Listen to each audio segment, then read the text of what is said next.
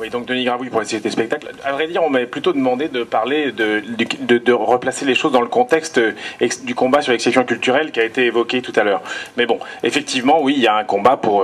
vouloir vivre de nos métiers, et bon, ça, on entendra parler. Mais c'est pas le sujet d'aujourd'hui, puisque je pense que là où je préfère rebondir sur une chose qui vient d'être dite par Dominique et Jérôme, c'est vraiment sur la question de comment le politique décide face au marché dans ce secteur comme ailleurs, mais prenons ce secteur. Il faut quand même rappeler que si le cinéma français existe d'une façon aussi mondialement reconnue, aussi importante à la fois en nombre et en diversité, c'est parce qu'il y a des gens qui, au sortir de la guerre, dans la foulée du programme du Conseil national de la résistance, ont inventé un système de soutien unique au monde, qui a parfois été copié en partie, par exemple en Corée du Sud, différents pays comme ça, système qui va dire, si on laisse faire le marché, comme selon une célèbre phrase de René Passet, c'est la libre circulation du renard dans le poulailler. Et donc, il a été inventé un système de soutien qui a été combattu effectivement par les États-Unis à différentes reprises. Et là, on va en vivre un nouvel épisode. On va en vivre un nouvel épisode, mais paradoxalement, ce ne sont pas les États-Unis et le lobby d'Hollywood, la MPPA, qui sont particulièrement demandeurs par rapport à ça. Ce sont particulièrement, déjà dans un premier temps, les représentants de la Commission européenne. Première actualité, c'est que déjà, l'Europe, telle qu'elle est gouvernée actuellement, se refuse à sortir du mandat des négociateurs d'un futur accord de libre-échange entre États-Unis et Europe les questions culturelles. Donc le cinéma, l'audiovisuel et la culture au sens large. Et nous disons, dans la foulée de tout ce qu'il y a eu comme combat sur l'exception culturelle, contre le GATT, l'AMI, à différentes périodes, c'est de dire que la culture n'est pas une marchandise et qu'elle doit être régulée par le politique, comme ça s'est fait depuis la libération, depuis 1945, en France, à travers le système de soutien à la production. Donc effectivement, qui permet de faire exister un certain nombre de films et du coup d'avoir une économie entièrement régulée, bien que ça ne passe pas par les impôts, puisque ce sont des taxes via la billetterie, une mise à contribution des diffuseurs télé, et se pose, troisième étape, la question de la contribution des nouveaux acteurs de diffusion de la culture que sont les plateformes d'Internet, les grands groupes capitalistiques qui, eux, savent très bien, au nom d'un accès gratuit,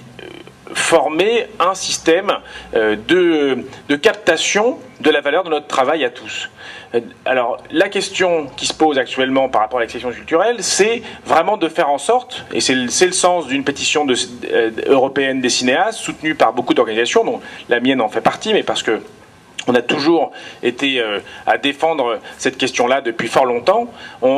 Il faut que l'Europe dise il n'y aura pas de mandat de négociation incluant cette question-là. Il peut y avoir par ailleurs des tas de choses à dire sur la négociation, sur un accord de libre-échange, mais ce n'est pas le sujet d'aujourd'hui. Mais en tout cas, alors dans ce sens-là, un tout petit peu d'actualité, une très grande majorité des députés européens, je ne me rappelle plus combien le nombre, mais des deux tiers à peu près, a voté contre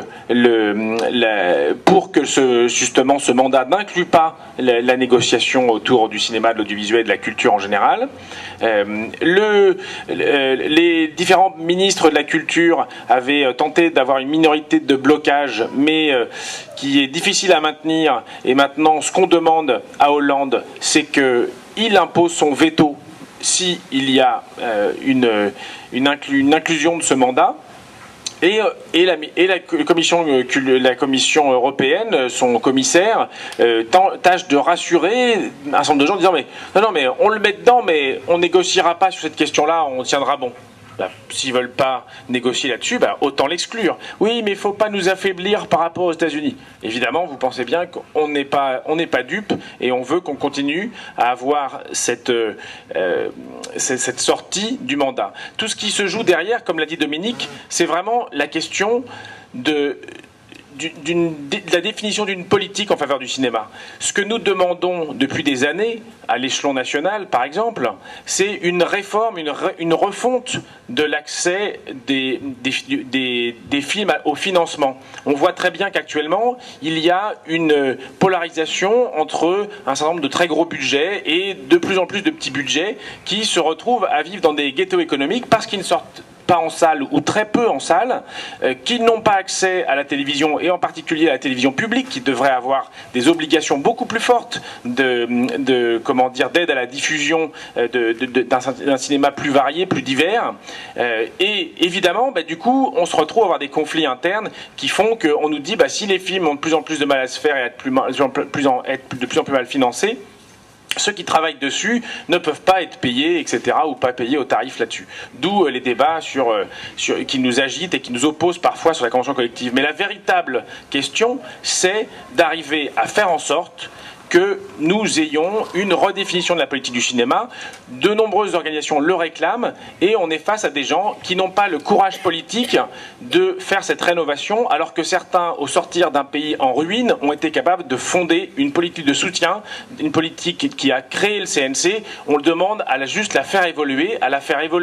adapter à l'époque qui doit mettre à contribution les grands acteurs numériques et qui ne doit surtout pas céder aux diktats du marché et à la discussion sur un accord de libre-échange qui ne fera que disparaître des films, des emplois et tous ceux qui